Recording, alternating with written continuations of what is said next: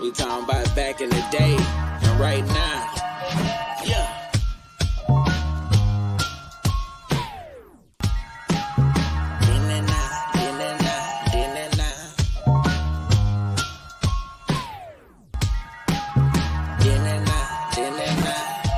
Now let's introduce Yoshima the Genius and Dr. Clyde Winters, the godfather of research.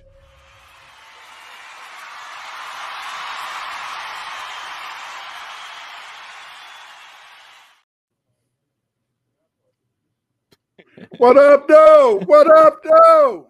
Peace. What's happening, family? Family, you looking at the brother, the deepest brother. This side of the that fitness stage, baby. We looking at the genius.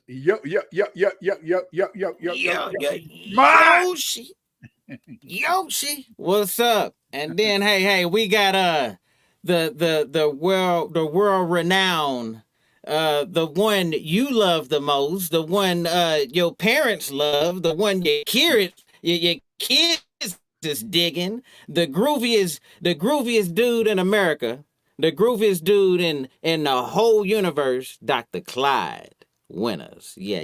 Let's give a round of applause to the brother. Yeah. World renowned. World renowned. This is a very momentous occasion because a lot of people, they've been calling me. They have been calling me ever since last week. They said, Dr. Winters, what is that? What is that ish? I said, what are you talking about? They said, last week you had that young brother on there, Yoshima. Where's this stuff coming from? I said, we don't call him the genius for nothing. Can you explain? Can you explain why you got that genius style? Can you explain it? Come on, man. I've learned from the greats. Okay, I went to Baba Winters research class, Phenomenon. Learn how to research. Learn how to do it for myself. Learn how to write a book report. Learn how to. I got a book written because I took this class. Dr. Clyde Winters have opened up my eyes and really showed me what it means to be B1. Because I didn't hear anybody was speaking about being B1 before I heard Dr. Clyde Winters.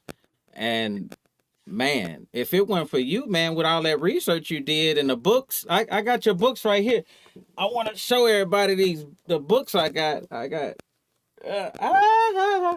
got more, man. I got a whole bunch of books. I'm reading through which one right here? Blacks in Europe right now. So I'm going through Blacks in Europe, and then I want to hit up with Atlantis in Mexico. So thank you, Baba Winters, for them books. He keeps your mind stimulated. So that's why I'm the genius, is because Baba Winters and many other scholars gave me the opportunity to do what I could do best. I mean, y'all seen the introduction? Yeah. Baba Winters helped me out with that. Yeah, that's from him. That's all that energy he gave me. He was like, man, we need something. Man, we need something spicy and special. So that's what we put together. Thank you for giving the old man some credit. But no, that's you, man. That's you. I just the thing is this is the beauty of Yoshima. If you ask him to do a task, he's going to get it done. He's going to get it done. I wish you guys could see his promotion that he did for Marie Antoinette, for her Christmas album. It is fantastic. It is beautiful. Could you show it? By the way, Let me see if I can pull that up. Yeah. Let's see. That should be on Instagram, I think. Marie Antoinette. I know it's on your site. Yeah, it's on my site, but let me see. Yeah, I gotta look for it. I'm gonna look for it in the meantime. Okay. How you doing? Go travel abroad. JP, what up? What up? What up? Glad to see you guys in the house. And so like you said, is that the thing is this, is that Yoshima makes some beautiful stuff, man. Beautiful. I mean, you guys, you're gonna have to go to his site you're going to have to go through to a site, and you're going to have to, in a sense, try to check it out and get some of his music. This is kind of, thank I you got it very right much. here. Go Travel Abroad. Thank you for this. What's up? Go Travel Abroad. What's up? What's up? Yes, Baba. That changed so many lives by awakening that dialogue with the divine. You're also something. Thank you. Go Travel Abroad. She wrote a book called The Mother's Womb. Baba go hard. She wrote a book called The Mother's Womb. She wrote it for the ladies. But I read her book, and when you grow up, you have a little anger towards your mom because your moms want to make you do this and make you do that. And what I liked about Go Travel Abroad's book, the Mother's Wound, is that it allowed me to work out some problems that I had, some things that it was trauma I was carrying, and I didn't really realize the trauma. So Go Travel Abroad, thank you for talking about the class, but also thank you for giving me giving me a tool in a sense to really help me to find out how to become all that I could be, because we need this stuff. We need this stuff, Put the link out there. Yeah. Go Travel Abroad. Put your link out there for your book. Yeah, put your link in the thing. Let's see. I got the video up. Let's check this out.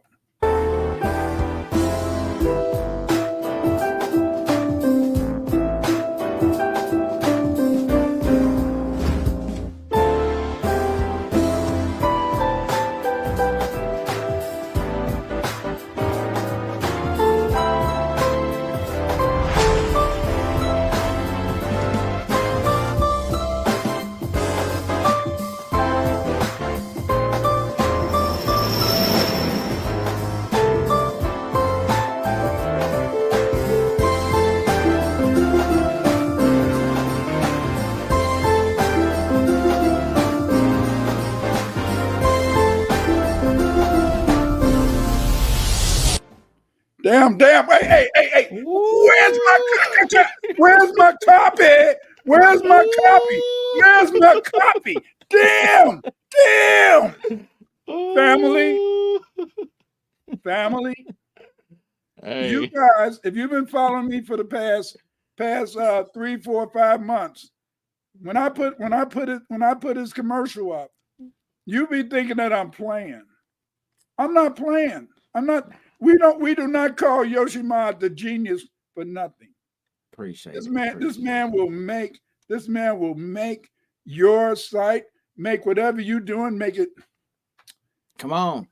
I got y'all. I'm gonna keep it B1. Hey, y'all say keep it 100. I'm gonna keep it B1 all the way. I'm gonna keep it B1 all the way, man, all the way. Let's get it. Thank you, man. Well, I know you guys. You're here tonight, and just as Go Travel Abroad said, it's Sunday night at the dinner table with Baba and brother Yoshi. Yes, sirs. And we're to talk about the gangs. I'm gonna tell you a little bit about my experience with the gangs, and I'll come in and out. When I was growing up, when I was about 10 years old, my brother died. And so my brother died, and my mother said that he had probably got killed because they were out there doing some gang banging or some other stuff like that. And so I grew up hating the police. But it was not until this past December, when I was at my sister's birthday, I told my kids and everybody, I told them how the police beat my brother in the head with a billy club, and that's why my brother died. I told my sons this. I've been talking about this for years. I told everybody that. And then when I talked to my brother, he said what really happened. He didn't die in no gang fight. He didn't die from the police hitting him. He had died because my brother Butch, he was a twin. And then when they had played some basketball, and then when they was leaving, one other guy said, "Hey, catch you later, knucklehead." And so then, in a sense, he didn't know that my brother, because he was a twin, it didn't close up. Every time when you're born, one side of the skull go over the other side of the skull, then it heals. But because my brother was a twin, you know, he died. And so I said to myself, here I am, 73 years old. 73 years old. That means for 10 years, 63 years, I was telling everybody the police had killed my brother because they was in a gang fight. And it was a lie. And I felt very bad because I've been living this falsehood. But see, you can only go off what your parents tell you. So that's what my mother thought. And so then you know, and so my brother said my mother wouldn't let him explain and all that type of stuff. You know how people were back in the day. Back in the day when I was growing up, you didn't talk back to your mama, you didn't talk back to you definitely didn't talk back to your grandma. And whatever they said was law. Mm-hmm. But the gangs back then, you know, they had they had gangs in Chicago. But those gangs back when I was a little kid, these were gangs, you know, these are just gangs where people in the community, a few boys in the community, they felt in the sense that they might together and get together and throw a little fisticuffs. You know, I mean, that was the way it was. Because I tell you, when I was in school, I mean, hey, it wasn't nothing to be throwing up some fists, and you learn to fight. You know, your father. So it wasn't nothing like on Beat It where they had where the gangs meet up and they tie each other arms with it. Wasn't nothing like that. We talking real deal. Yeah, explain. Yeah, go ahead. They got that from the movies and stuff. So it was cool when I was little, but then when I got to be a teenager, a new phenomena came up. Mm-hmm. You know, my parents, they came up to Chicago in the 1950s and 1930s and 1940s. My father came up after the war. And so then after World War II. And so they were very well established. They had jobs, nice homes. But then a lot of people began to migrate to Chicago in the 60s. And a lot of these kids, they came straight from the South and they wanted to try to make some money. And so what they did is that the Catholic Church, the two major gangs that occurred at that time was the Blackstone Rangers and the Disciples. They called themselves, you know, the Motown Disciples back then. Then they went to different disciple gangs. But see, what was very interesting, BDs, right? Yeah, BDs, like BDs. Okay. But they called it. But you know, each clique had their own name.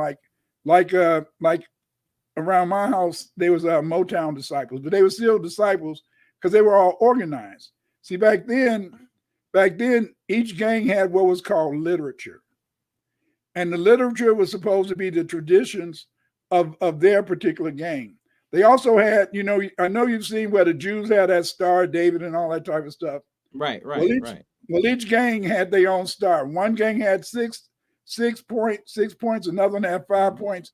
They had literature, all that type of stuff.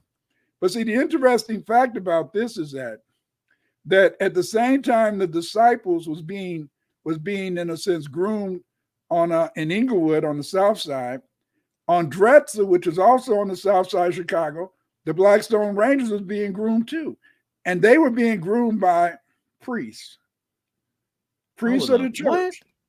Yeah. Nah. They were being groomed by priests of the church.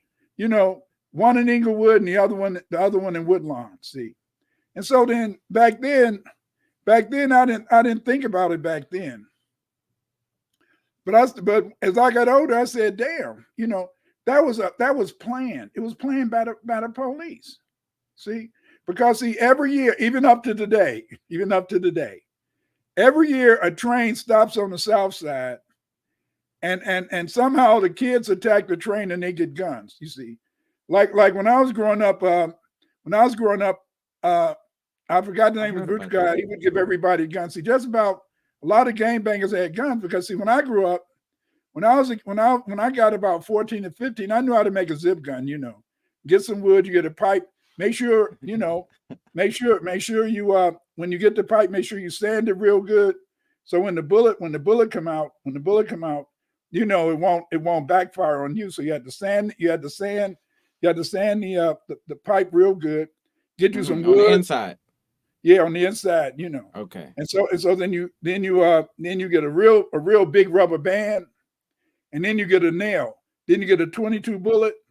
Put that sucker in there, pull that thing back. Bam, baby. But again, everybody knew how to make a zip gun, man. Oh, look, this is what y'all was doing in Chicago? I was a neutron. I was a neutron. Hey. And so, but that's what they did. But see, when Yeah. the Blackstone Rangers and Disciples came up, they Mhm. had real guns because see, they would always have a train that would stop always every year, even up to this day.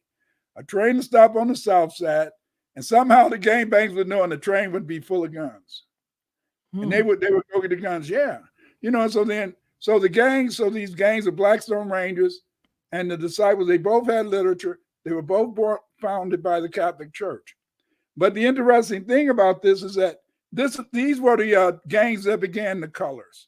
Red for the Blackstone Rangers, and blue for the Disciples. The What about the gangs in Crips, Houston? yeah. No, they were So no, they were the what I the, so they wouldn't, so the blue wasn't no Crips, like you said. So they just took on that color. So it wasn't no Crips and no Bloods when it was the BDs and when and they the and was the in and the Blackstone Rangers. right, and the Blackstone Rangers. So no Crips But and no they Bloods. spread the gangs to L.A., New York. They spread the gangs. That's how Right, the right. colors got started. Blue, red. Then the hats, left side, right side, stuff like that. So in Houston, gangs started initially in Harlem Clark. Is from what I've seen and what I've learned in the 1970s, it was in Harlem Clark, and it was and Missouri City. So Harlem Clark and Mo City, it was the Hoovers. So the Hoovers came over here and started it over there. And then Northeast Houston, we have Fifth Ward, Cashmere Gardens, and you have a couple of gangs that started over there. It branched out over there and went around different various parts of Houston. So in Houston, we had the Crips, the Bloods, the MS-13, the Latin Kings, the Hoovers, the Pyrus, Black Disciples. We even have the Aryan Brotherhood of Texas. I ain't came across them. I ain't trying to. I heard that. They got the Cowboy Mafia, Dallas Crime Family. That's up. They're down here. The Golf Cartel. It's so many gangs out here. When I grew up, I only knew about Bloods, Crips, and the Cholos. The Cholos were the Mexican gangs out here, and they wore yellow. And I always known for them to kind of set trip and be like kind of crazy and stuff, because they would kind of just react. The Bloods and the Crips out here, uh, when you meet a real Blood and Crip from California, it's more of a like how I said in our last show, a coat they put on. It's like an image. It's something that it ain't no portrayal, because some of them grew up into it, but down South Houston wasn't gang banging. We was more drugs and cars. So sipping syrup, sipping lean, and swangers and all that. It was real slow. So when gang banging came out here, and a lot of the Crips was out here, it was kind of different for them. It was a slow pace, so it didn't pick up too quick. So whenever gang members say that a certain part of Houston has been taken over by a gang, a lot of them refer to it as the city being weak. Mhm. Ain't that something? Because they say if the city is strong enough, the city would keep its culture, and gang wouldn't be the main influence. But if the city is weak, then the gang can infiltrate that city and just take over. Or like how we talked about earlier, trains being actually attacked by the government. So in Houston, we have a lot of gangs going on between the different areas in Houston and the north side. So I don't really deal with the north side, because every time on the news in Houston, you hear somebody randomly shot on the north side. Gangs in my hood, like I said, I knew the Bloods and the Crips and the Cholos when I was like in middle school. High school, I start seeing BDs, GDs, different kinds of Crips, Hoover Crips, any ABKs. You had the Bloods, the bounty hunters, the ABKs are anybody killers. The bounty hunters are. I hung around with these guys that really killed. Looking in their eyes, you can feel the sense that they took a life. I don't know if that makes sense to y'all out there, but you can kind of sense that, and a lot of them have spoken to me and kind of laced me up on how and why they became who they became and what got them in this situation. And a lot of times it be trauma, it be family abandons, it be people looking for love in the streets that they can't find from their house. I met real cool homeboys, Dr. Clyde, like, man, real smart, educated gang bangers. Knew a lot about the system, the solar system, stars. Can name the stars. Can look at the planets, line them all together. The constellations. Talk about the pyramids in Egypt when I didn't even know about it. Knowing nobody kicking none of that stuff. So, as a youngster, it can look pretty tight, right? Because your family ain't kicking this, but in the hood they kicking it. And you kind of be like, man, I want to learn that. Well, in order to learn this, or in order to learn this blood, you know what I'm saying? You gotta, lock in. You gotta, you gotta get blessed in or whatever. So you put your knuckles up, like Pac said. I got my back against the fence. Hands are, ready to knock out any sucker until they come to me and watch them fall. So we boxing. And what does that symbolize? I seen homeboys that get initiated look like me, come out looking like your boy Martin Lawrence, man, in that boxing match, but they all locking and what up, man? He in there, they celebrating and stuff. I guess I'd rather beat each other up than you go kill somebody. But yeah, that's what I know about gang banging in Houston, man. And, I got a story I'm gonna tell you later about how a friend of mine had a near death experience over gang banging, how he got stabbed. And I want to break it down to y'all about ABKs and bounty hunters, man. These are real deal. I didn't know it was levels to this shit, man. Hey, there's levels to this shit, man. It gets deep, yeah. I know you know about the pyramids and stuff, man. Yeah. How you doing, Karen Benzin, Black Lyron? What up, though? Wendy Julian. Wow. Thanks for being here. Thanks for coming to the program. And Zachary. B1. What Zachary, up? What up? But okay, so see, you talked about two or three different periods. Okay, like when I was a teenager, chemistry, black magic. What up? Again, and what you guys up to? But anyway, what happened is this: that when I was a teenager in 1966, that's when the gangs became very powerful, very powerful. You see, the thing about the Blackstone Rangers and the Disciples is back at that time they didn't have any real initiation where they had to whip your ass. What they did back then, you were able to join the gang if you killed somebody. Oh, so if you killed somebody, so the thing is this is that you could be riding a bus, they'll get up on. We had a public transportation called CTA. They'll shoot you at the corner, shoot you at the bus stop, man. Sometimes they're running to school, pop, throw a few up, pop it up. It was like terrorism. I remember me and my friend Jay Hop. Yeah, me and my friend Jay Hop, we was going down the street to see this girl because she's supposed to be free-hearted, but she wasn't. So we was coming back. So these guys, they came up and so they said, stone to the bone. I said, Jay Hop, don't say nothing. They said, stone to the bone. And then Jay Hop said, D-Dang. Next thing you know, man, these guys went under, they had long coats, they came up. Because back then they used to wear the hats like if you've seen the Untouchables, they were hats like the Untouchables with long coats. Right. Came up, man, the guy came up with a shotgun. Pow! Man, we hauled some ass like I was okay, but he got shot in the back that night. He didn't die. But then another time, Another time we was up at Revis.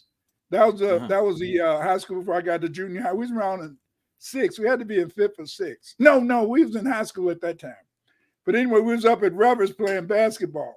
This guy named Lloyd went up to take a shot. They said, B-Day, Black Stone, Black Stone. They blew his head off, man. And see, y'all live, Whoa. shit. So this what Man, you grew up around with? I was on the Neutron Street. I lived on Prairie. I lived not Prairie. I lived on Evans, and then on Langley. On Langley was the Disciples, and then 5 blocks over were the Blackstone Rangers. So they would come to my street to shoot people and shit. Nah, it wasn't that bad over here. God dang. So then you had these people, man. They shoot you, man. So many times in a sense, man. I would come down the street. If you walk down an alley, then somebody put a gun in your face. Hey, nigga, you're gonna join the Blackstone Rangers, Disciples, whoever. I said, so I used to say, man, I'm gonna go to college and be a lawyer. When I come back and be a lawyer, I'm gonna make sure I take care of you. I'm gonna make sure, man, that I'm gonna be your lawyer. I'm gonna be the one that's gonna be able to talk that talk, get you out of jail. That saved me a couple of times. Right. Then another, I had about 5 or 6 guns in my face. Another time, a guy put a gun in my face, and I was just peeved off. So I said, this is it. I said, motherfucker. I said, if you pull that trigger and you miss, I'm gonna fuck your ass up. I'm gonna beat the shit out of you. And then so, because see, I could do that back then because see, back then they didn't want to shoot you in the face. They didn't want to see your face. Nowadays, if I tell some of these young kids they've been playing all these video games, they'd love to shoot you right between the eyes. They'll go right at it. No hesitation. Yes, you become an op real quick.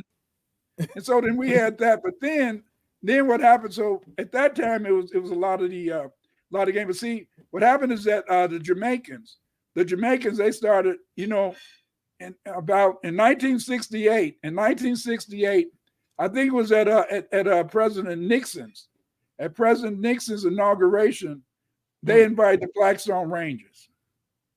Why? They was hooked up. The Blackstone Rangers was at the inauguration. That's to just show you. Like I tell you, man. Now that I'm older, now I feel that was just the white man way to destroy the community, But see, by that time we was rioting. By that time, Black Power was building up in the hood. Okay. So then I think, in a sense, they felt that the gangs could destabilize.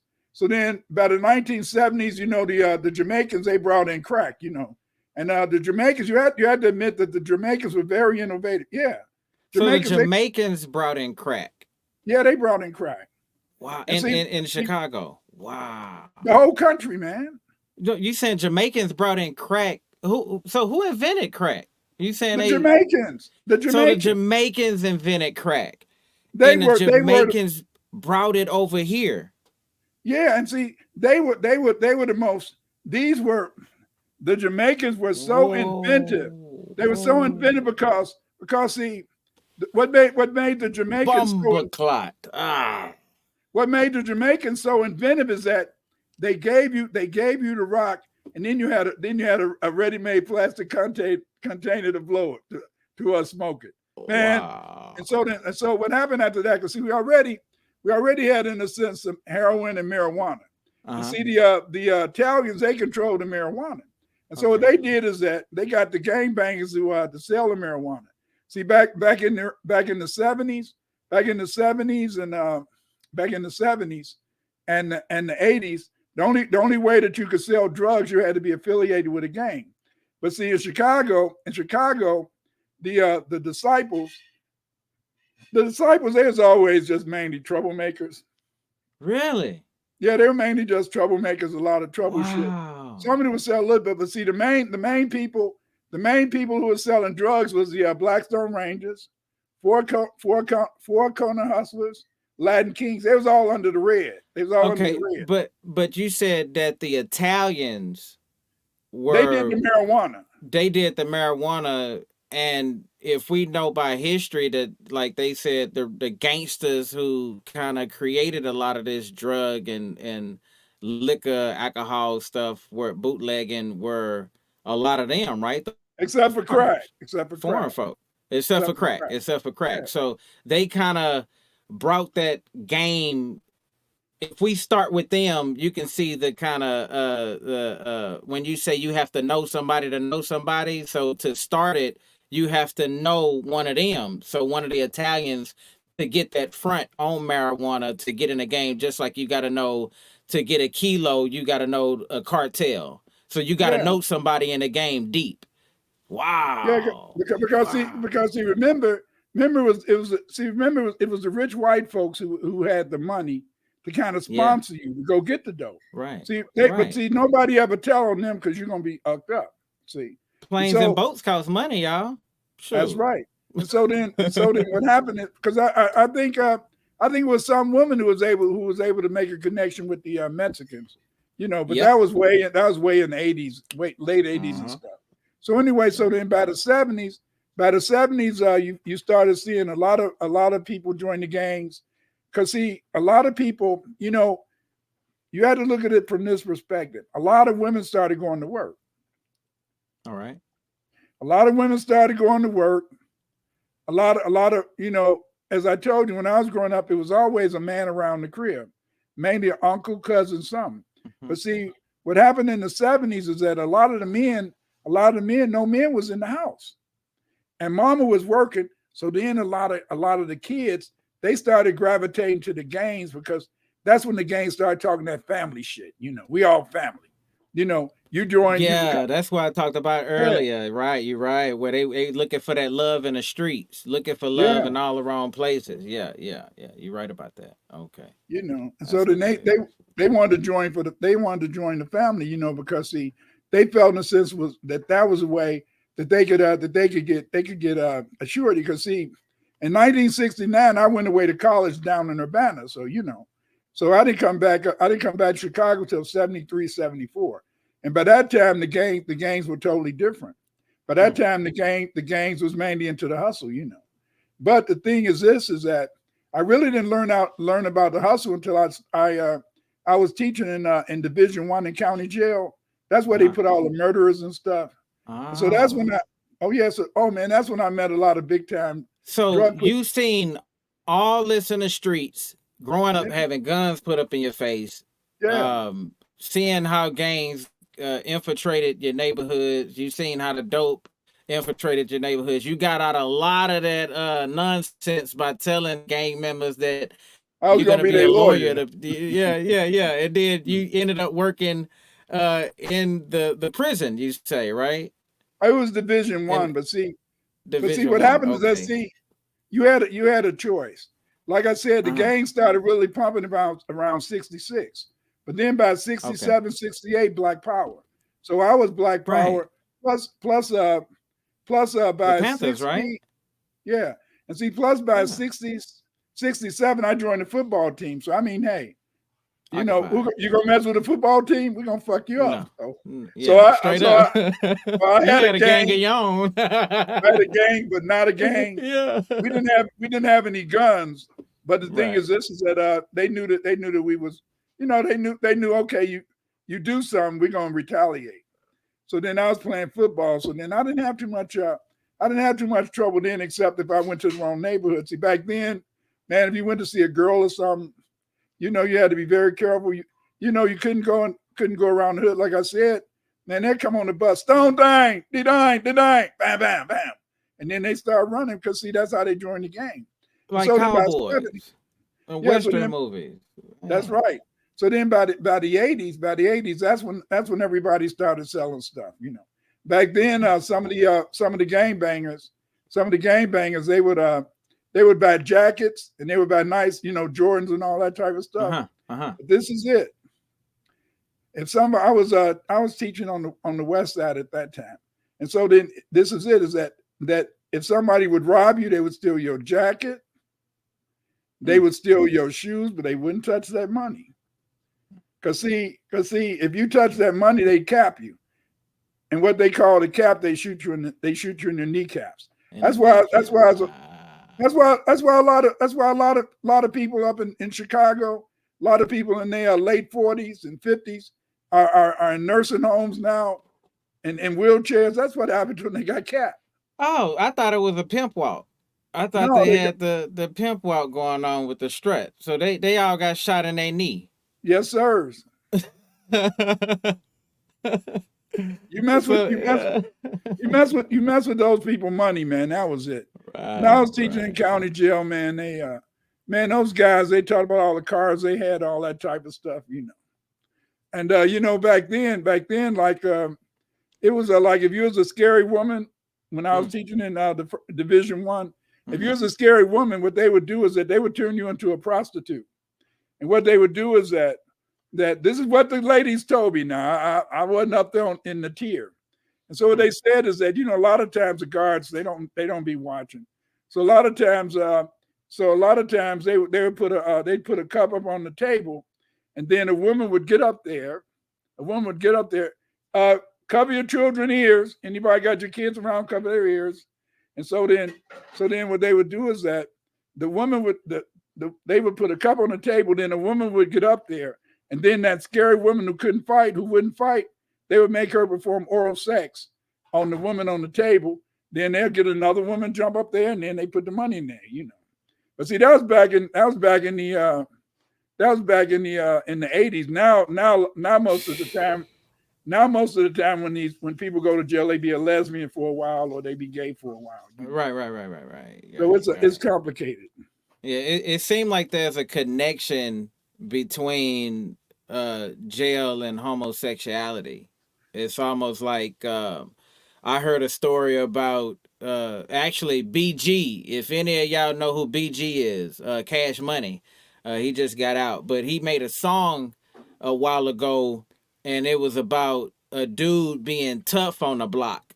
And he was like around there killing, you know, shooting people and, you know, doing some gangster stuff, you know, being that hitman, and never fighting. Went to jail, ain't got no gun. Left him with his hands, and he ended up being somebody's BI. You dig what I'm saying? So when he ended up coming back out, he tried to infiltrate the hood again, acting like he still at G with the gun, but everybody know he been molested in jail, and now he was around the hood terrorizing people and raping them. So that's a song. I don't know the name of it. Y'all go find that. Y'all check that out. But we get a lot of stories in Houston from New Orleans and from Louisiana because they have been infiltrated by gangs big time. And hearing about different blocks, different wards, you can't come over here, different streets. It go from gangs to street territory, not even a gang. Where you from? I'm from Ninth Ward. Oh, nah, Woody. We ain't, and it's kind of wild like that. You know, the branch off. It's almost like it went from colors to protecting, you know, to being one with everybody else, to, you know, with your members, to now it's just blocks. Nah, homeboy, you're gonna rep this block. Yeah, but you a Crip. Well, what I gotta be doing with but you hustle here too. So protect this block. You see what I'm saying? So it's some, like how you said, the money thing. They don't touch that money. Yeah, they don't touch that money. But but the thing is that it's weird things, because see, if you see two people, if you see 3 or 4 people from different gangs hanging around each other, you don't want to be around them, because you know what that means. That means they're stick-up men. Yeah, because only stick-up men from different gangs will stick together, you know. And see, never trust a stick-up man. Just like when I was teaching in county jail, the guys always told me, they said you cool, because, you know, since we was in Division One in the school, I used to work for the Safer Foundation. You know, we could be over there sometime, you know, doing a little boxing. You know, I'm in there. How old was I then? I was about what, 30? I was about 40. You know, I boxed. They didn't know how to box. I know how to box. But they knew how to do this. They know how to pop. And so they said, you know, they said you cool. They said you cool, Clyde. You know, I don't think I would rob you out in the street. I said to myself, you'll fuck me up. But anyway, man, come on now, man. They got game, I got game. So, but they did tell me, they said, Clyde, they said whenever you see a car with 3 guys in it, if you see a car with 3 guys coming, look at them. Don't stare, but look at them. You see, because they said that if we drive past you and you don't pay attention, we feel you don't see us. They said that's why we like to rob women who got their head down, because we feel that that woman got her head down, she can't identify us. Because how's she gonna identify us? See? Wow. Yeah. Wow. Oh Just man, the mind tricks, man. it is The mind thought trick. put behind it. The Man, thought put behind it, man. one Christmas, I one of the guys said, "Oh damn, Clyde." I said, "What up, man? What's going on?" He said, "Clyde, they robbed my lady. They robbed my lady, took her Christmas money." I said, "They robbed your lady?" I said, "But you was robbing people." Damn, that's different, man. God was with me. Get the fuck out of here. I'm sorry, family. I'm sorry, family. Nah, I You know got they you guys. didn't, man. You guys got to excuse Dr. Winter's language because we talking streetish now. I didn't say Swedish. I didn't say French. I said streetish. And so then, so man, it was a trip, man. It was a trip. You know, these guys, but I could see it all coming because see the European, by the simple fact the Blackstone Rangers and the disciples, they was being programmed and groomed by these priests. Man, these Catholic priests was grooming them. The Blackstone Rangers said that. Yeah, the Blackstone Rangers got to go to Nixon's inauguration. They was getting guns. I couldn't get a gun, But I'll admit, just about everybody had it. My father hunted, so he had about 4 or 5 rifles up in the crib. But I didn't have the heart to go shoot somebody like that. I didn't have the heart, and all my brothers. By that time, my oldest brother, he was in the Navy. I mean, he was in the Army, and the brothers under me was little. So all around me was my sisters. So I had 4 sisters that was in their teens and stuff like that. Okay. So I mean, hey, I didn't have no fight. My sister get mad. She had a birthday, so she hate me to tell her grandkids. I said, hey, did you know your grandma used to be a Motown disciple? Clyde. Wow. Oh man. Wow. See, there's history in that. There's history in it then. Yeah, huh? see, It's passed down. And so then, man, she could throw them nubs. She could go back down to the ground and come up. Wow! I said, damn, Mabel, you was up lit. Well, hey, hey, speaking of that, what about the dancing? I always found that funny because they'll shoot you, but they'll also dance, and I see how they do it now. It's almost like Fortnite. Like the Fortnite games where they running around, they'll shoot you and kill you, and then and they'll dance over you, and I see that with the Crips and the Bloods, and I don't know if the disciples have dances. I don't know if you've seen that. It was only at the parties and stuff. But see, what happened down there is that may have been a Southern culture because y'all had those steppers that be in fraternities and sororities. So they may have how they got it. And so then, Crip Walk, they call it Crip Walk. You see it with Snoop Dogg, Cali and them. They do that, but just that step, how they do it, and it means something. Every step, every hand signal, everything means something, man. They know sign language, man. Yeah, and then what made so bad, we went through that period where the gangs was all about killing, shooting. Then by the 80s, as they started trying to act like they was family, when they started acting like they was family, that's when they used to go into the initiation where they beat your ass, And then by the 2000s, this is what tripped me out. This is what the kids taught me. Now I'm a teacher, but I always try to be down because see, when you teaching upper grade center and you teaching high school, you got to know what's going in the street. You got to know the slang because these are kids, and so some of the kids told me. The kids told me that by 2005, this is what started a lot of people not really joining gangs. Is by 2005, the gangs stopped being organized because a lot of times when you went in the county jail, if you was kind of young, the older gang members felt that you should service them, if you know what I mean.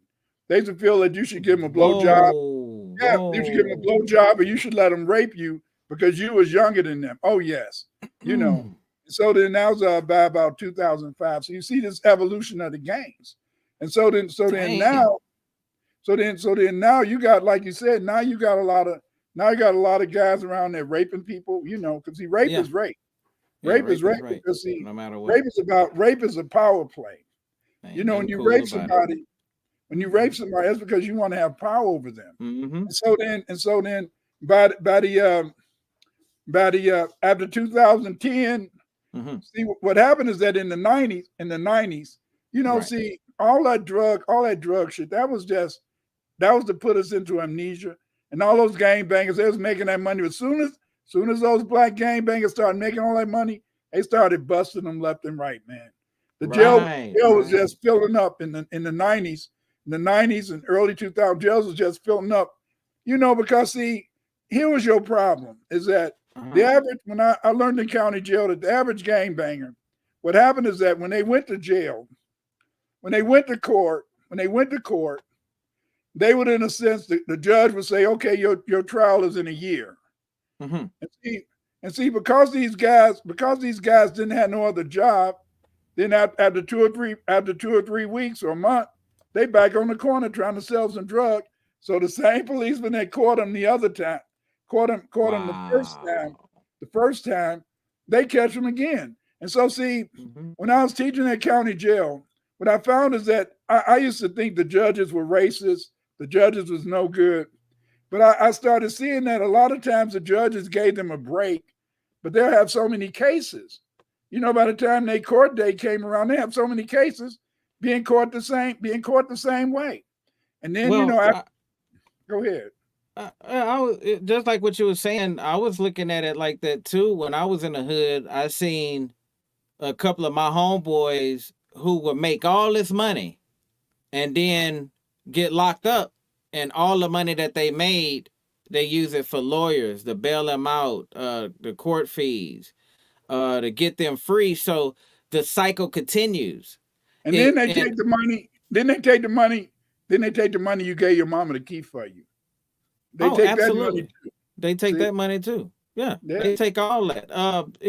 I've seen it as a cycle because it seems like they always get caught up in the seasons. So there's certain seasons when they make the dust, when they know that they're actually booming.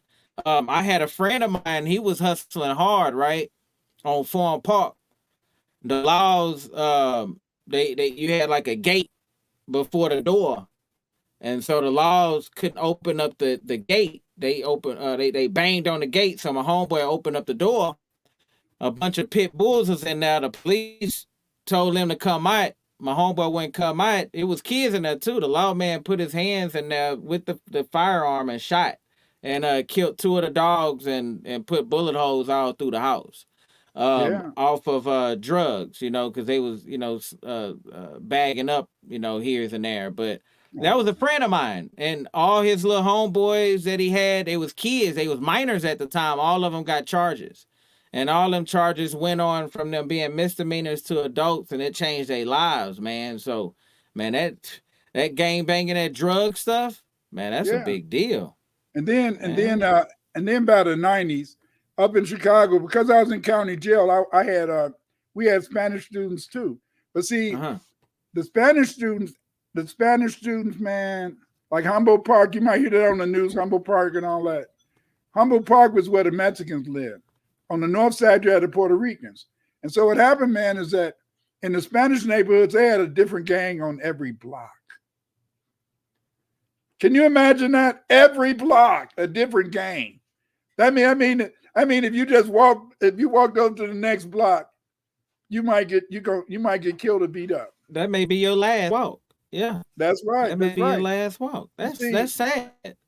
What happened is that as these gangs had the literature, then the gangs started becoming nations. You know, the Blackstone Nation, the Black Disciple Nation.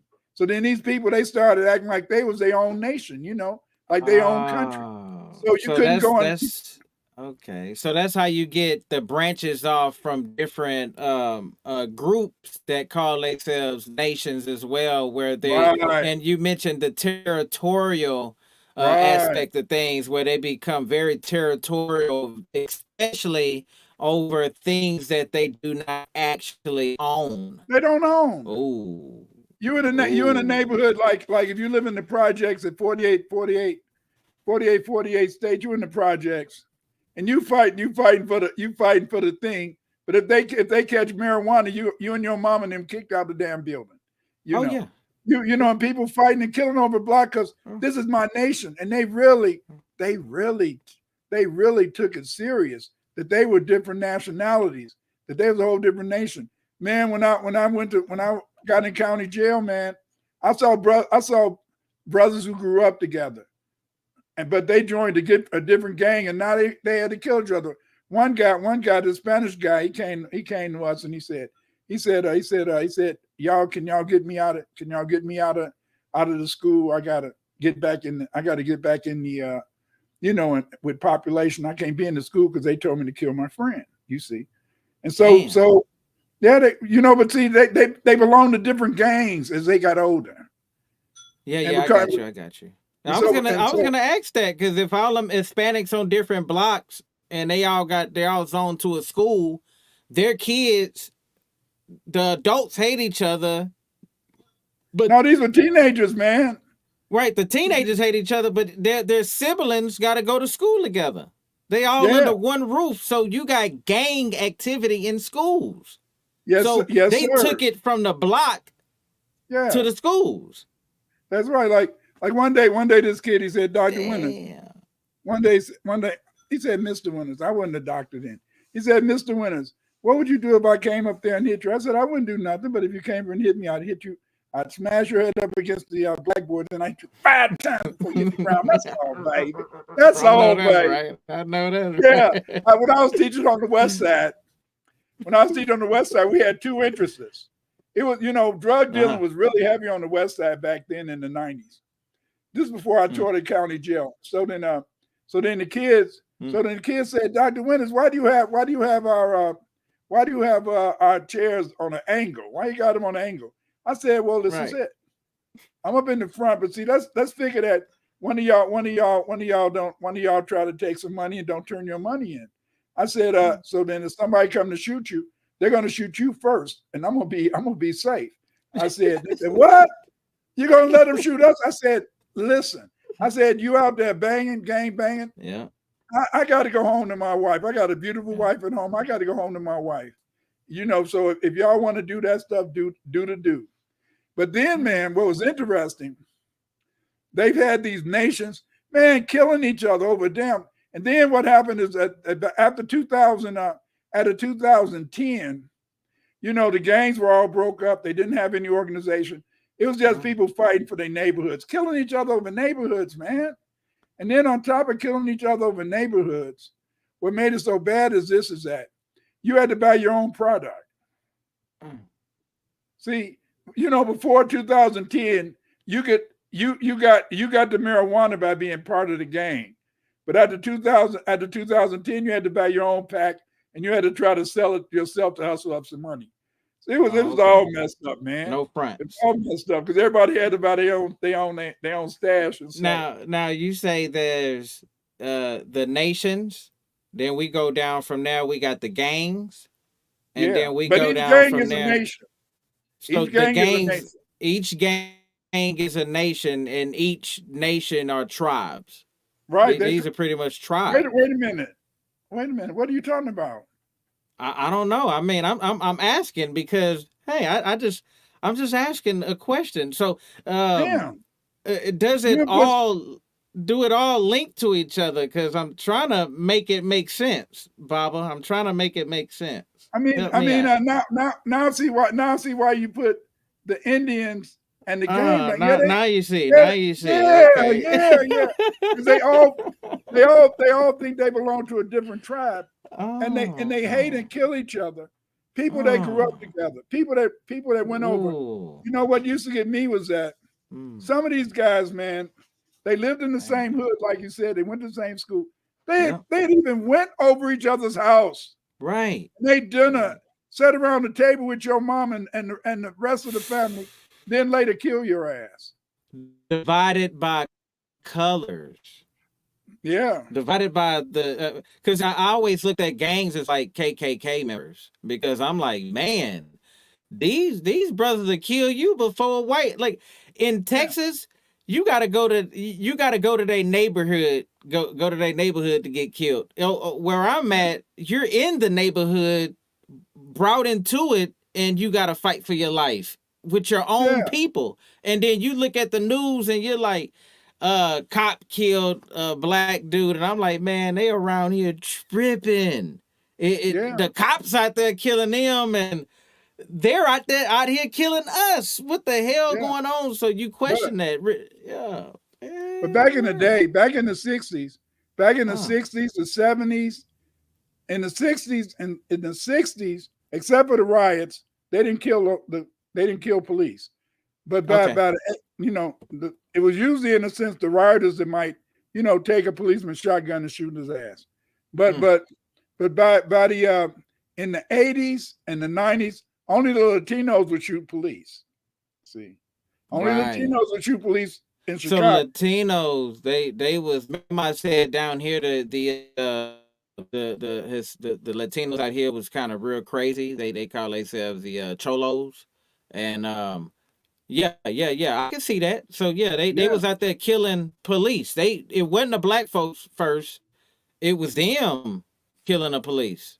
Yeah, but see now after these video games, man, these young kids, man, they'll pop you in a minute. When I was younger, I might get smart with a game banger because I knew if I looked him in the eye, all I do is keep looking him in the eye, and he wouldn't shoot you as long as he could see your face. Yes, sirs. But he shoot you in the back now, but he wouldn't shoot you if he saw your face. These kids nowadays, man, they'll blow your nose off, your head off. So are you saying back then, you think that the tribal wars wasn't as brutal as they are today, as far as how the kids are taking it to the extreme, or would you say that? So you saying that it is more dangerous today? About the 80s. So the 80s on up. Once the media. Okay. This is it. By 66. After 66, when you had the Blackstone Rangers and the Disciples, and you can only join if you killed somebody, that's when it started getting bloodthirsty. See, and so then, then that was after that that was with the hood, because remember when I was growing up, kids always got together and they would hold down their hood, but it was mainly just for fun, maybe a little fight, maybe throw rocks at each other, something like that. Throw rocks, things like that, But then when they were able to get the guns, and they just started blasting away, man. They started blasting away. So in history, when I went to college, go ahead. When I went to college, the white kids was saying, Clyde, why you keep going up and down alleys? I said, I got to know how to find my way back. They said, what do you mean find your way back? I said, I might be out. Some people might be after me. Man, what? Many a night, man, I thought I was going to die. Many a night I thought I was going to die. I thought somebody was going to kill me. That was the way it was. Them streets was a mother. I thought I was going to die before I was 21. The only thing I wanted to do was have some sex, have intercourse before I die. As long as I could have intercourse, and then I die okay. Yeah. What they say, high till I die, low till they smoke me, shit don't stop till the casket drop. Live fast, die young, huh? Yeah. Kids a bitch, but excuse me. I'm sorry, family. I'm gonna get off. I gotta get back to being more intellectual. These gangbangers, you say? These gangbangers are serious. Yes. They're very hyperactive, and they get into things that can really cause problems. So now dig this. In Africa, back in the gap, let's say before all this was, let's go back to tribal. In tribal wars, were there massacres? Because when people do drive-bys, that's a massacre. That's a slaughter. I mean, they slaughtering people. They didn't have massacres. Uh-huh. Just like over here, see black Indians and black Africans, they would always attack you from three sides. Mm. You know, so you could just like over in Ukraine, the Russians attack from three sides. So you can always escape, but they're gonna blow your ass up while you escape. They But use a strategy. they always gave you a way to escape.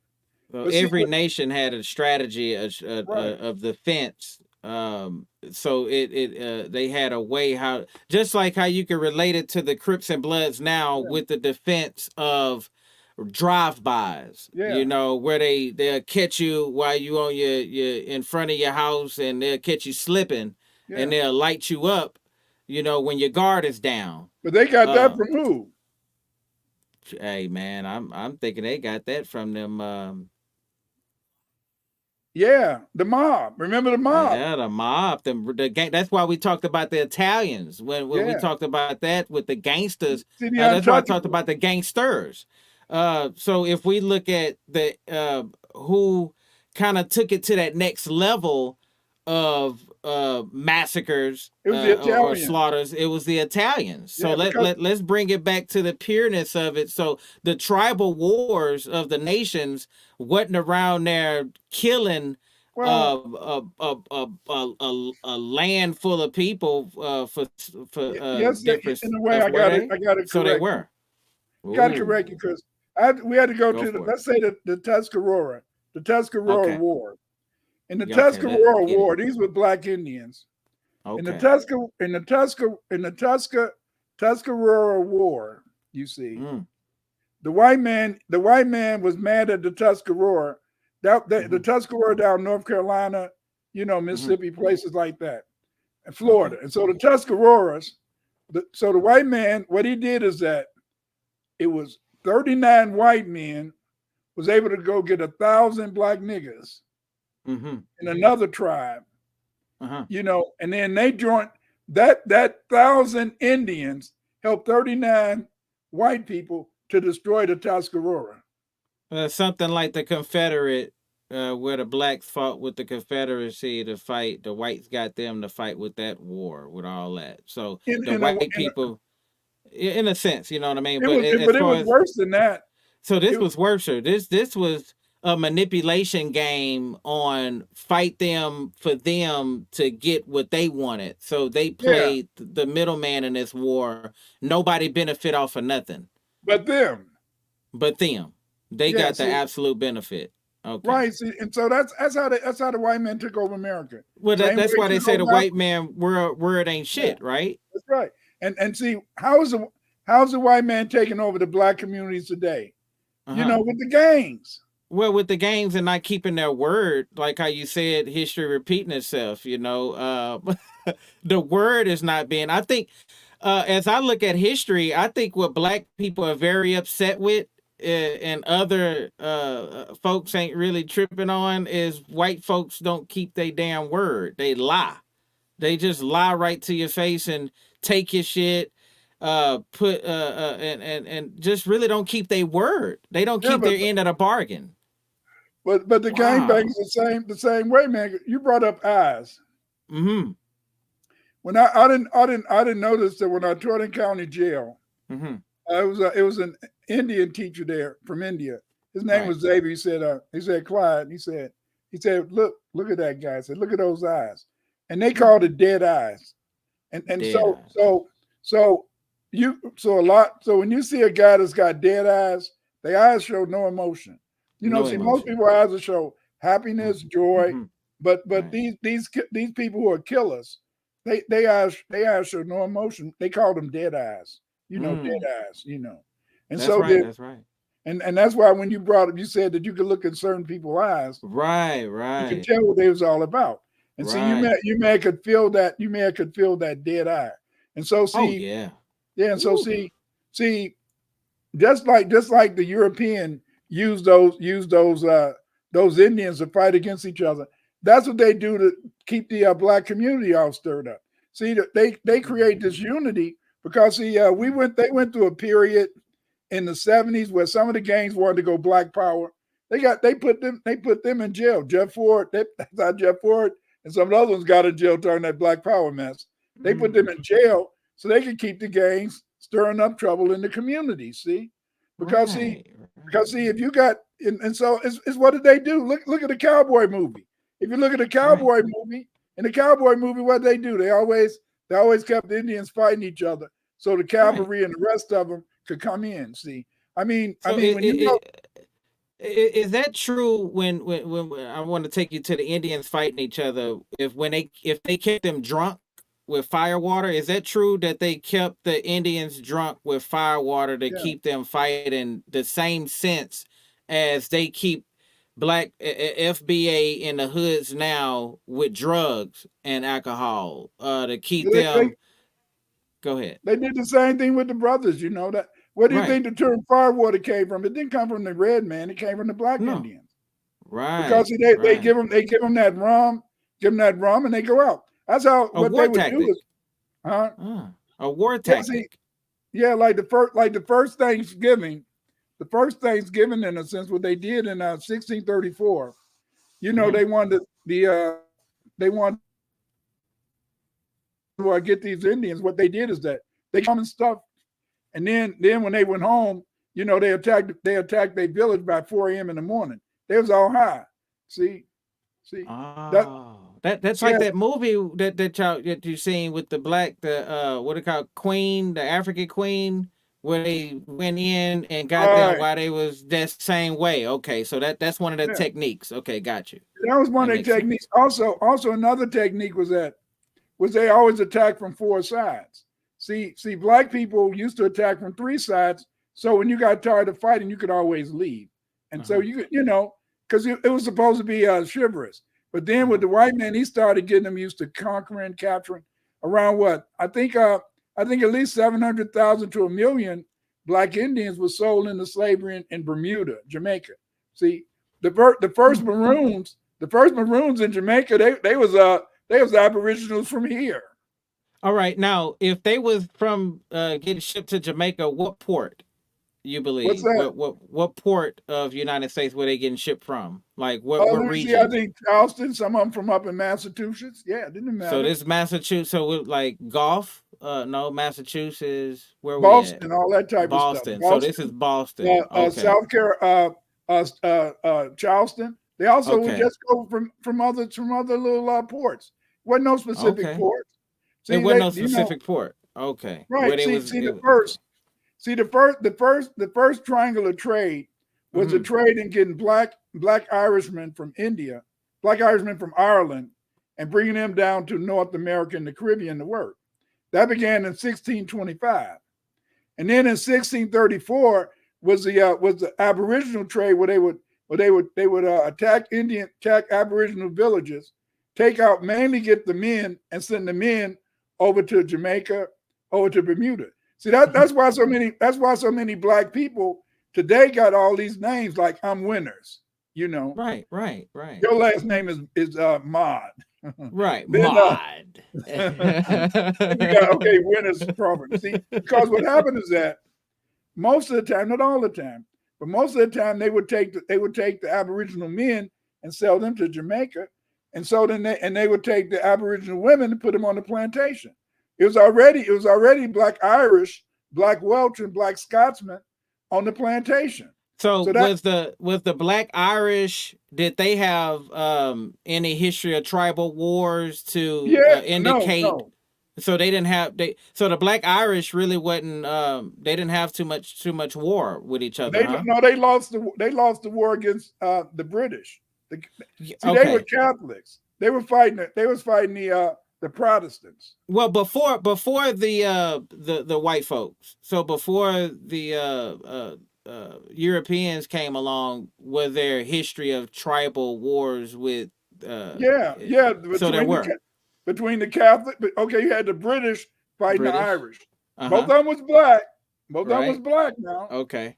Because the whites were serfs. The whites were serfs. We were the ones owning the estates and shit. Okay. Cool. That's why you can look up that's why I showed my the crest. And so what happened is that they wanted. Okay, this is it. Mhm. The Catholics had all the money, you know. The Right. black Catholics had all the money. The black Protestants, they was coming up, but they was in business, and they said, "Hey, how can we get this damn money? Let's go Uh-huh. take the shit from them."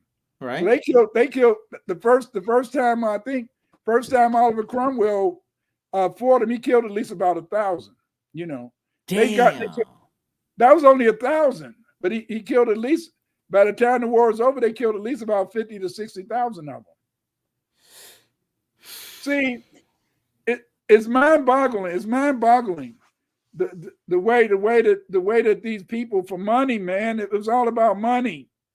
It's all about money. And so to get back to So it, go ahead. Go ahead. Damn.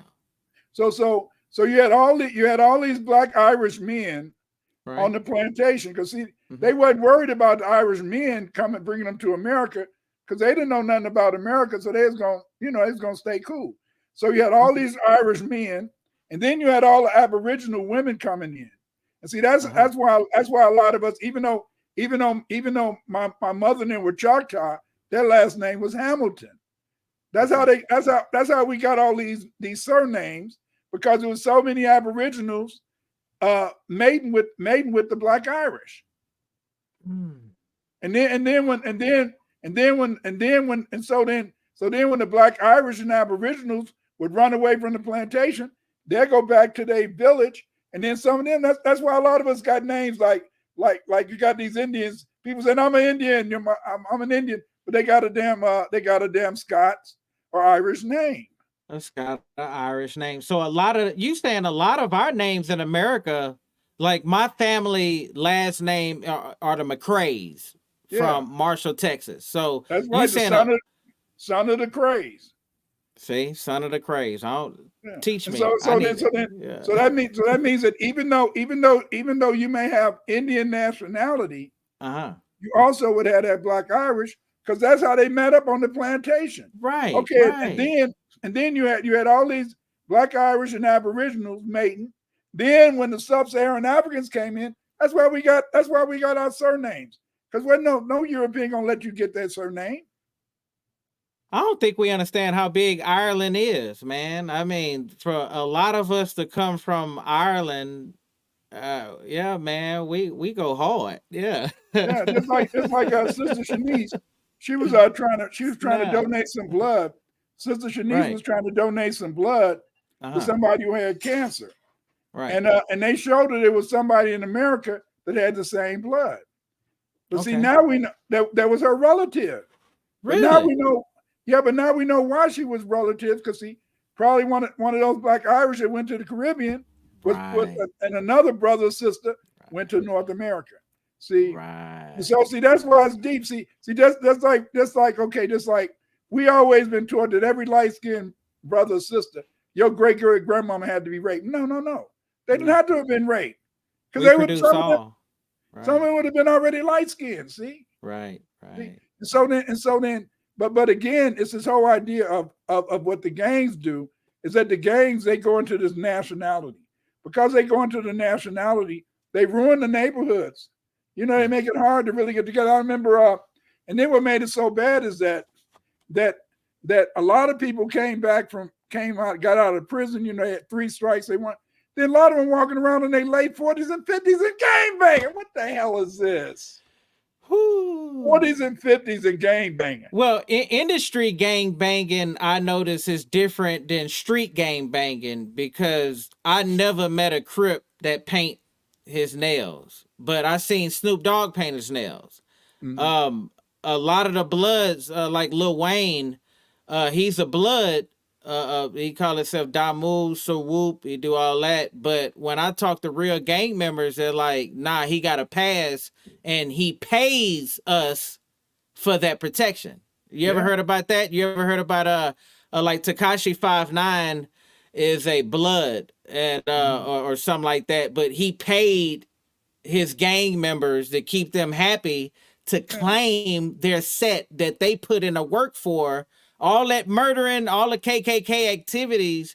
He can now claim that Yeah. status. So I seen a lot of that with the industry because when I had a friend of mine we was coming out with a bunch of music and a bunch of tunes, and I was letting him know that I don't want to be doing no gang banging, no gangster music. You know what I'm saying? I said, man, I lived it, but man, there's already enough people telling that story. So I want to tell something different. And he was like, well, shit, you gotta have some kind of, gang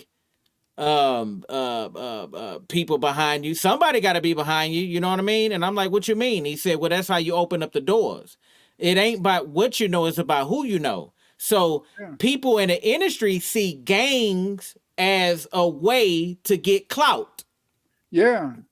Yeah. Yeah, but see, but the whole point is that it's worthless clout nowadays. See, back in the day, you had money behind you. But see, back in the day, but see, like when it was money. It was money. Now it's no money. No, it's an image. Making the cash. It's an image. It's just all messed up, and so. But these gangs, they're destroying our neighborhoods. They're destroying our community because they don't know who they are and they don't know they're being used. Let me try to play something.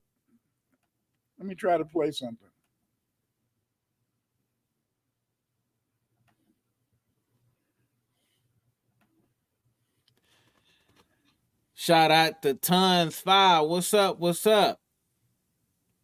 What about Kilpatrick? He said. What's that? And he said, what about Kilpatrick?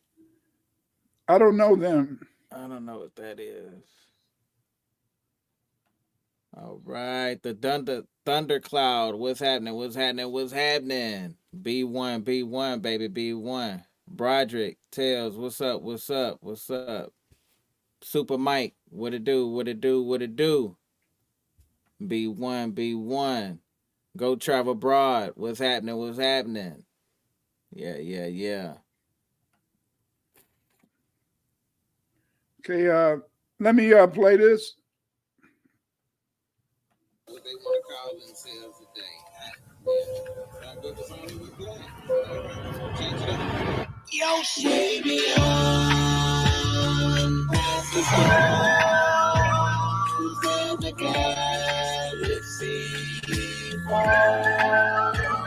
we heard the call, but we go no turning back. We heard the call, where you is ready at. We heard the call, they send you up and set traps. We heard the call, they sending me to send them back. You heard the sound, I wouldn't treat a dog like that. Then why would you treat a human worse than that? And how could you put an animal before us? No trust, let's go wild things among us.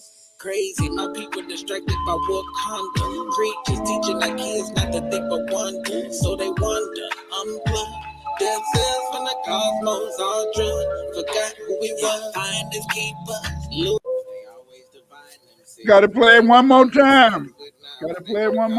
Hold up, man, hold up. Yo, baby,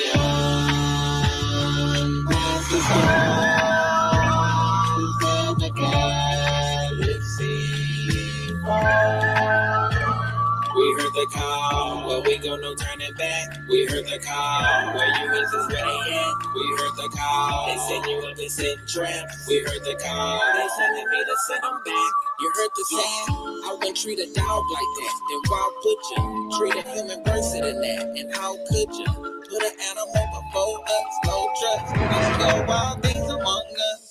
Crazy, my people distracted by Wakanda.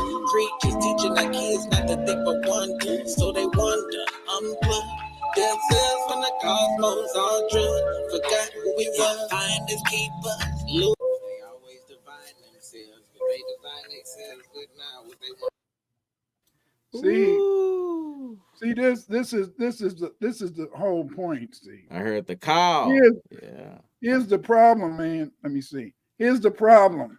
Huh. What Yoshi talking about, and I hope you'll make that a real album, put that up so people come and get it. But here's the whole point is that what Yoshi shows us in that video is that's the problem we got.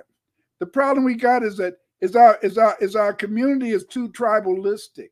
Our community is too much trying in a sense to fight each other, bring each other down. See, we should be trying to build each other up instead of tearing each other down. And see, that's why Yoshi Mod, the genius, that's why he's making this music. See, He's trying to get the music back where we can have a nice frequency. See, it's Thank all you, brother. types of frequencies of music. Can you? Why don't you explain to him why you made that video? It's a short. You can go to his Yeah. a little while and you can find it on the site. It might not be there for long, so check it out. But anyway, go ahead, Yoshi. Why'd you make that? The reason why I made that is because of separation among us. So dealing with the learning from the Hotep community, I noticed that a lot of us was kind of stuck in Kemet, and we couldn't move out of that. So we had a lot of people saying, nah, it's here, it's Kemet. Then I learned about the Olmec, and then that was a branch of people like stuck on Olmec and was like, nah, that's our history, we're the Olmec, and and they kind of overdo it. And then I ran across indigenous people who are true. I mean, it is what they say, but the separation of what clan you from, what members are you from, what is this? Well, we're gonna fight for this, and in court I'm this, and I'm not black, don't call me black. And it's like a bunch of hatred I seen, and I seen a separation throughout all three communities, and it hurt me because we supposed to be united.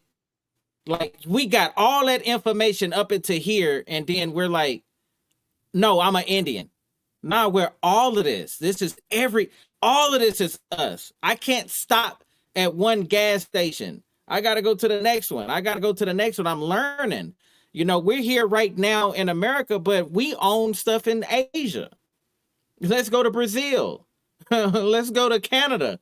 Come on. We could go to Australia. We owned this world.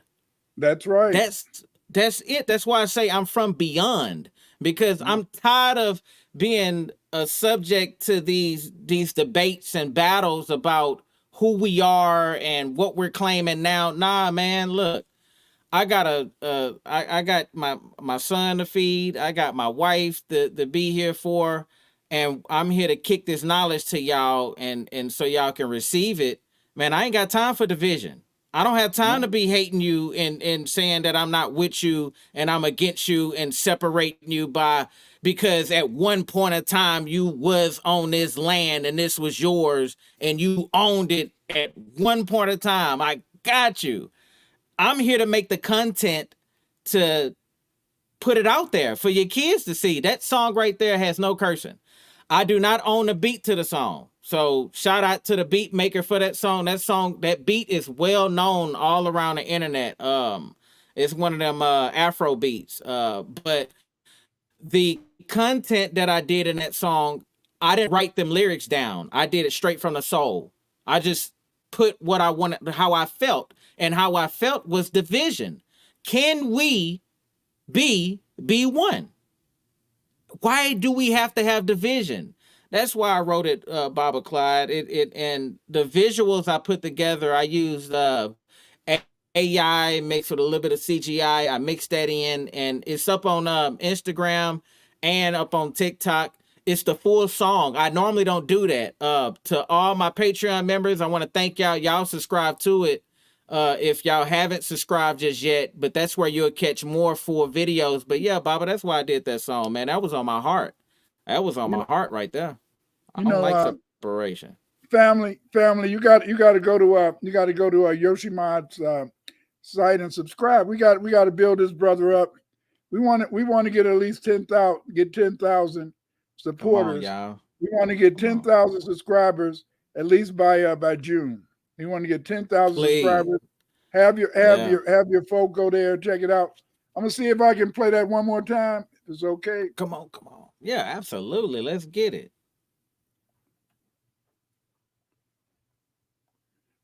And thank y'all for all y'all support.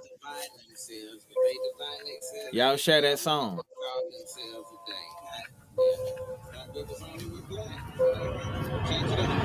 Yo, baby,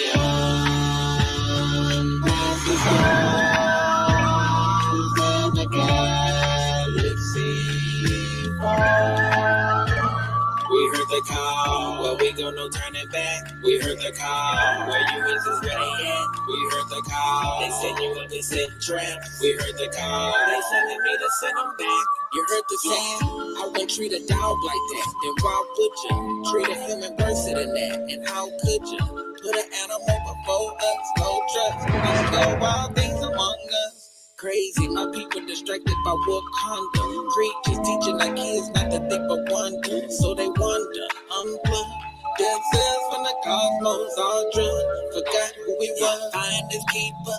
Look. They always divide themselves, but they divide themselves with now what they want to call themselves. Y'all catch out the full song up on my Patreon account. He gonna play it again for y'all.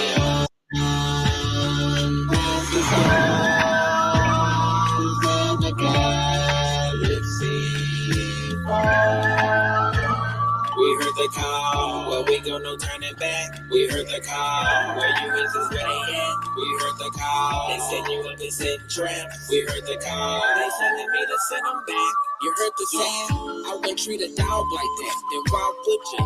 Treat a human worse than that. And how could you? Put an animal before us. No trust. Let's go wild things among us. Crazy, my people distracted by Wakanda. Preachers teaching our kids not to think but wonder. So they wonder, unplug themselves from the cosmos, all drunk. Forgot who we were. Find this keeper. Look. They always divide themselves, but they divide themselves with now what they want to call themselves today. Yo, baby,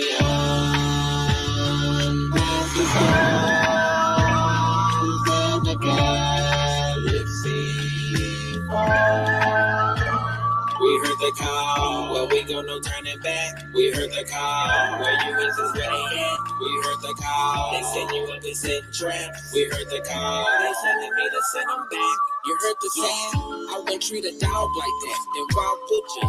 Treat a human worse than that. And how could you? Put an animal before us. No trust. Let's go wild things among us. Crazy, my people distracted by Wakanda. Preachers teaching our kids not to think but wonder. So they wonder, unplug themselves from the cosmos, all drunk. Forgot who we were. Find this keeper. Look. They always divide themselves, but they divide themselves with now what they. Okay, again, There we go. again, like I said, is that you guys got to join the Patreon, join his Patreon, get the entire song. I'm sorry, man. I just love it so much. I was wondering. I said, "Oh man, did he get did he get stuck on repeat?" Yes, sir. I'm stuck. Man, that video is so beautiful. You know, music can make you do things. That song make you want to go out and and fight. It makes you want to go out and grab some of them gangbangers and grab some of those Aboriginal brothers. What the hell wrong with you? Stop this disunity. Stop trying to fight each other. Come on, man. We won. We be one. We be one. And it is so cool. And I know, family, you heard this, and I know you want to go out and hear it. You got to go. You got to join this Patreon. Come on, y'all got to join. I'm gonna tell y'all the reason why I can't give it, like, put it out on Spotify. One of the reasons, like I said, I don't own a beat. Another reason is I don't do the numbers. The numbers lie. All right, them numbers be lying. You get a million streams, and the artists get what, $1,000 or so, even less than that. The numbers don't add up. You're giving that money to whoever controls the machine. So whoever controls the machine, get your streams, get the money from it. As an independent artist, you don't eat. Even as a artist in the industry, you barely eat off of that. Your money comes from performances. And right now, I'm performing, man. Look, we on stage right now. We live in direct. I'm with Baba Clyde right now, so I really appreciate everything y'all doing for me. And by y'all joining Patreon, that helps me out a lot, so I can put money into the AI systems, the craft, the different DAWs that I have to do. A lot of this stuff, the production, I'm the engineer. You know, I take a lot of time on my day to do this, to even create the song, because I create, it's on my mind, it's on my heart. I'm not doing it for anything else but to get this information out. So I really appreciate y'all big time. That's from the soul, for real, for real. You know, again, like I said, is that Super Mike, Broderick, what up though?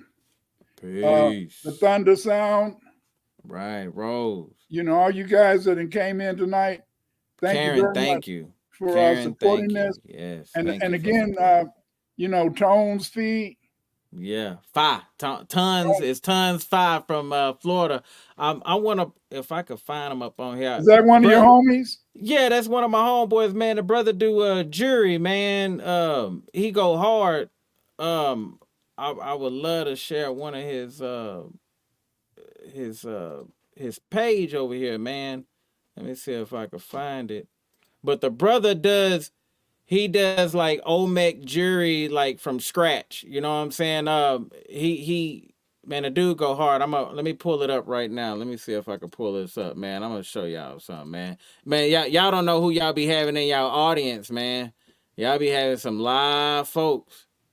Let me see. This is kind of, I just wanted to say, go travel abroad. I recently had an experience that made me stop believing we can be one through willingness. The trauma of parasitic whiteness and self-centeredness is unsurmountable. Hope to believe again one day. I hope you do too, and it can defeat you. It can hurt you, because I know that all of us have been hurt. I remember back in the day when I became a Muslim, or I became in Black Power. Do it for the brothers, do it for the sisters, and then they're making money off of me, and I get ish. But see, that's right. One of the things. But at first you're very angry. At first you're very depressed. At first you feel down. But you have to reach a point where you say, "I'm not going to allow that to hold me back." Go ahead, Yoshi. Right on, right on. Yeah. So let me show y'all this real quick. Share that screen for me. Right on, right on. All right. So this is Tons 5. And y'all want y'all to check him out. He creates these to help you out, like their spiritual necklaces, bracelets, okay. everything. Yeah, the brother creates that's him right there. I'm getting a little personal in his IG, but you see these symbols that he got around his neck. A lot of this right here is stuff that he created. This is his Instagram right here. I want y'all to go and support that young brother. Look at this right here. He created this. He's a Smith, like what you call that? With the torch and all. Like he did this. This is out of metal. Brother created that, and he's also a drummer. I got a song with him. It's called this is him right here, Tons 5. Y'all go check him out, please, man. Y'all go subscribe to my brother, man. Brother go hard. But me and him have a song together that me and him have done, and that's that song that I have, Great Divine, the music video that's on YouTube. I want y'all to check that out. Brother Tons 5 is in the he's the one rapping in that song on that video. I couldn't get him to come out here and perform it and put him on the green screen. But yeah.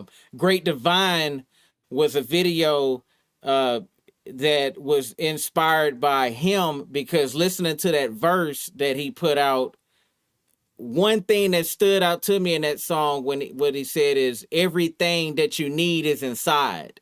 And the brother is FBA all the way. He's B1 all the way. Man, hey, shout out to you, brother. And keep doing what you do. And yeah, we're going to play this video real quick. The beat itself is produced by, I don't know, I can't spell that name, say that name correctly, but Elavy. So shout out to the producer. I do not own... Yeah, Elavy. Shout out to the producer who produced the track. Another one of these tracks I don't own. This song was not written. It was just something to throw out there from my soul, because I felt like At times, you want to manifest what you desire, what you want the most. And what I wanted the most is my great divine. I wanted to see Amma. I wanted to feel the presence. I wanted to be in the waters of none. I wanted to come out of the dark, be in the dark, embrace the dark, be one, embrace be one, and unite.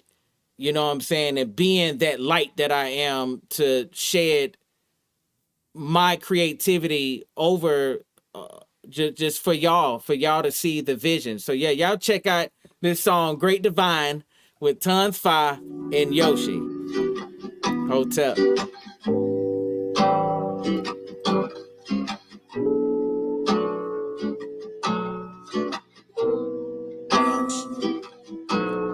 And I ask for you to show my divine.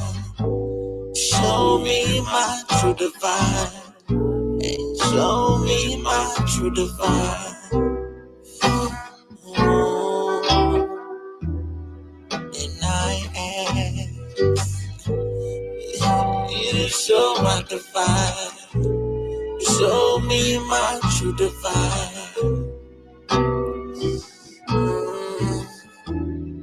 And I ask you to show me my divine. Yeah. Show me my true divine.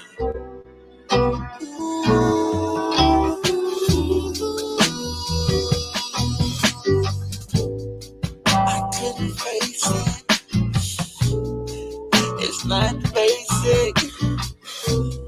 I can't replace it. No.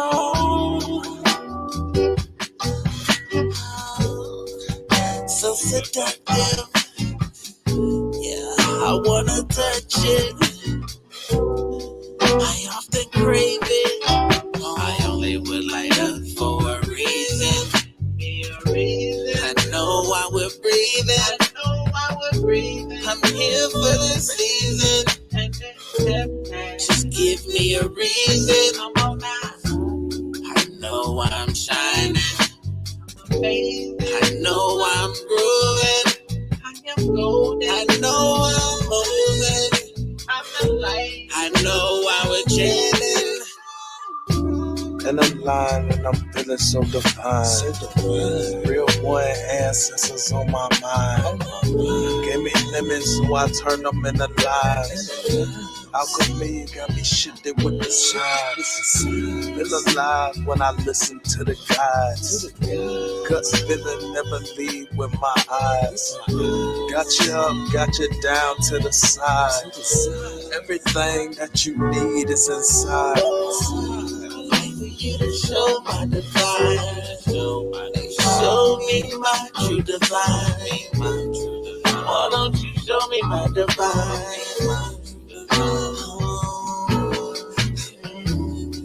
But can you show me my divine? Show me my true divine. I want you to show me my divine. Do you feel so?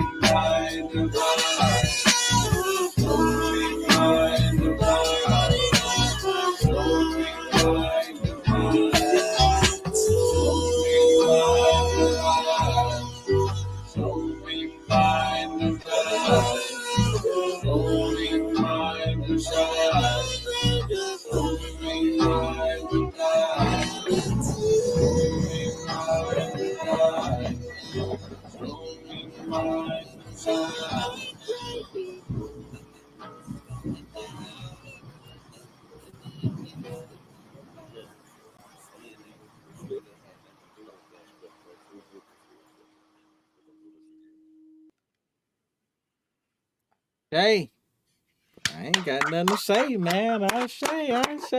Thank you, Tons Fire. Yeah. Appreciate it, Baba Clyde. Yeah. Thank you, Amma. Thank you to the producer. Really appreciate you. You know, like I said, is that family family, I know you guys probably saying, what the hell going, this is it. Then and now, we are a different breed. We trying to make and entertain you, and at the same time bring up some facts about the old days and the nowadays, you see. Right on. And I hope you guys learned something from today about gangs. And I hope in a sense that we can find some way to stop all this division and stop all this tribalism, because yes, gangs are none but another way the European is using to break up our community, separate us in our community, and we had to find some way to stop it. And I want to thank everybody for coming. Do you want to say something? Last word, Yoshi? I want to thank you. Thank you, Baba Winters. Really appreciate you. Thank Amma for you. Thank you for your grace. Thank you for all the literature that you put out. I really appreciate you. So continue to do your work. Continue to strive for us. I mean, you're a motivation to me. I'm a millennial. Your words has inspired me to create music, create content, and create the visuals that I create. And if it wasn't for you, a lot of these people who are trying this division and trying to separate us wouldn't even get as far as they got without your information. Thank you. And that is an honor, because just like the most respected book in the world, a Bible, it can be used and mixed. Your work is beyond that level of it can be used for positive, and you can see how people can kind of use it to kind of create their own little funky stuff with it. But I'm happy to be here with you in the presence, right here with you. I'm happy that everybody is here with us, because we're here with the writer, the actual scholar himself, the researcher himself here today. He ain't regurgitating nothing from anybody else's but his. This is him. This is a dude who broke down the Olmec language. This the brother who can read hieroglyphs. This the brother who knows languages, multiple languages, have written over 40 beyond books. The brother, I mean, I don't know what to say. My mother respect him. I let my mother listen to him, and she didn't even know who he was, and she was just tuned in for a whole hour. So the truth is there. This is something that you just don't hear here. You feel it in your heart. You feel it in your soul. Thank you to Sister Shanice for the classes that you got, that you and Baba is putting out, and for your audience support. And you have the whole across the pond backing us up, on the truth. I really appreciate that. Thank you for Amra, the world-renowned drummer. Thank you across the pond. You really helped me out and gave me the motivation I need to put my craft together and keep it going. It ain't hard being B1, but sometimes it get a little lonely, but when you have somebody like Dr. Clyde Winters on your side, and you can always go to his replays, especially if you become a Patreon member. He helped me out so much when I am a Patreon member. He helped me out so much because in his presentations, not only do he break it down for us visually, but he send everybody a PDF. So you can take that knowledge on and to use it however you please, to empower what we're doing with B1 is putting us first. So I love that. I use a lot of his content in the PDFs so I can create the songs, so I can get my facts right. It's more like a fact check for me. I know that this brother has put in years of his life. He always tell me his wife would not let him do what he do if she was around, you dig? So he understands the importance of family, and he understands my family. My wife would not allow me to do this if I wasn't generating income. And the income that I'm generating, thanks to my Patreon members, you got off my back. You got off my back. You got off my back, y'all. I'm able to write a tune, man. Look, hey, I'm able to get in that studio and get this keyboard right. Yeah. So thank y'all. Because of that support, I'm able to sit in here for multiple hours and create original content just for y'all. And I just want to thank everybody out there. I want to thank my mother. I want to thank everybody out here that Karen, chemistry, everybody out here, Go Travel Abroad. Appreciate all y'all for tuning in. Sister Shanice, thank you. Like I said before, thank everybody. I really appreciate y'all. And remember, B1, if it ain't B1, man, you done. You cooked. You in the goddamn frying pan. It gotta be B1. Put us first and remember who you are. Yeah. Do know that B1 is not a group. FBA, what do you say? FBA is not a group, it's a lineage. Right. It's a lineage. Right. Real truth brought to you from the beginning. Tribal origins, goat organs. We spread it like wildfire. I'm Yeah. proud to be connected to the main source. I'm proud of this. If you're not proud to be connected to the main source, then how you gonna think beyond? Yeah. How you gonna go beyond all this? You get stuck in these chapters where you're confined, and what we call that is being stuck on the shelf. I'm tired, like we said, we're tired of being a slave, man. I'm tired of being taught stuff that people have put their opinions on. I need factual, actual, and this brother right here, I'm next to the plug. Y'all want to know who the plug is? Man, I'm next to the plug right here. Yeah, call up the cartel. Yeah, call up CIA. I'm next to the real brother is pure cut. You can't break. You gotta, hey man, brother, pure cut, raw, pure. We want pure information. We don't need nothing that's been tainted and see. Nah, brother is pure. So, hey, thank you, Baba Clyde Winters. I want to thank you Well, so much, man. Well, thank you for those nice words and stuff. And For sure, you know, because the thing is this is that, you know, it's for real. I don't like hypocrites. I don't like. I'm not. If I find out you're two-faced, I'm not going to touch you. And see, but the thing is this is that you got to be an example. I want to be an example. I try to be an example. You see, if I let somebody down, I pray that I don't let you down. You know. And Rose Mitchell, you're absolutely right, Rose Mitchell. I hate there's so much division in the family fold. Yeah. Knowing we fixing to get things back on track and the whole vibe is going to change, we need unity now more than ever. B1, yeah, that's the truth. You're right, Rose. That's the truth. You're right, Thank you, Rose. Rose. That is the truth. We need to get together. Thank you, Rose. But the only way we can get together is to do things. See, I'm trying to, you know, they say hip hop is dead. And the reason they say hip hop is dead is because of the fact, in the sense that